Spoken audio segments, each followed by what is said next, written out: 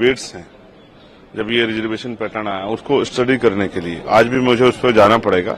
बहुत इंपॉर्टेंट है क्योंकि डॉक्टर बाबा साहब अम्बेडकर के जो है बहुत सारे जो हैं बातें चर्चा उन्होंने जो है उनके कोट्स को उसमें यूज किया है। लेकिन बड़ी बात यह है कि एक पॉलिसी हमने अंग्रेजों के समय से सुनी थी, डिवाइड एंड रूल। मुझे ऐसा लगता है कि ये जो एकजुटता शेड्यूल कास्ट शेड्यूल ट्राइब के लोगों में हो रही है उसको तोड़ने के लिए डिवाइड एंड रूल की पॉलिसी को इख्तियार किया जा रहा है।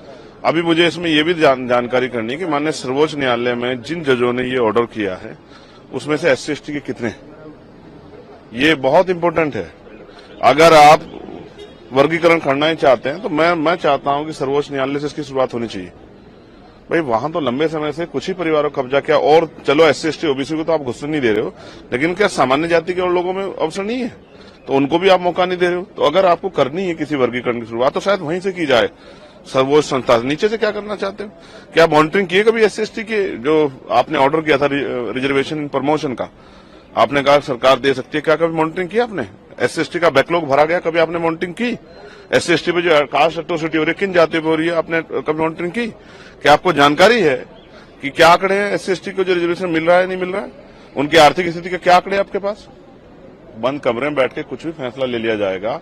और मुझे फिर कॉन्स्टिट्यूशन के साथ खड़ा होना पड़ेगा। आर्टिकल 341 क्या कहता है? क्या ये आर्टिकल 341 का वायलेशन नहीं है? आपने इकोनॉमिक वीकर सेक्शन के आधार पर EWS के फैसले को जो है मान्यता दी थी, क्या वो एंटी कॉन्स्टिट्यूशनल नहीं था?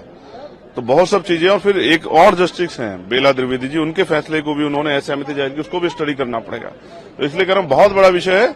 अगर कोई हमें बांटने का प्रयास करेगा किसी गलत मंशा से, अगर वास्तविकता हम नीचे जो लोग हैं उनको उठाना चाहते हो, तो जो जितना NFS करके संविदा, लेटरल एंट्री और तमाम तरह से ठेकेदारी करके जो SC/ST की नौकरियों खाया जा रहा है उस पर क्यों नहीं आप स्टैंड लेते?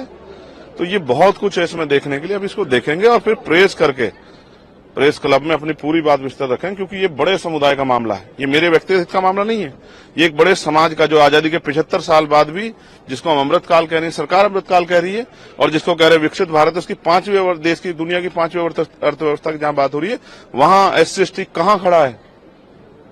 क्या कास्ट एट्रोसिटी खत्म होगी?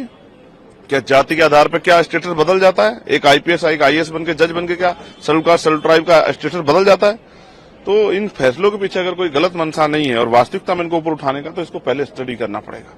और फिर क्योंकि हम कोर्ट में नहीं थे, मैं ये भी देखूंगा कि इसको अपोज करने वाले, इस फैसले में SC/ST का पक्ष रखने वाले कितने वकील थे और वो कौन सी जातियों के थे, और SC/ST के विरोध में खड़े होने वाले कौन से वकील थे, वो किन जातियों के थे, कि सबके चेहरे भी उजागर होने चाहिए कि कौन हमें बांटना चाहता है, वो कौन सी पार्टी जुड़े हुए लोग हैं। सब चीजों पर हम लोग जो है बिंदुवार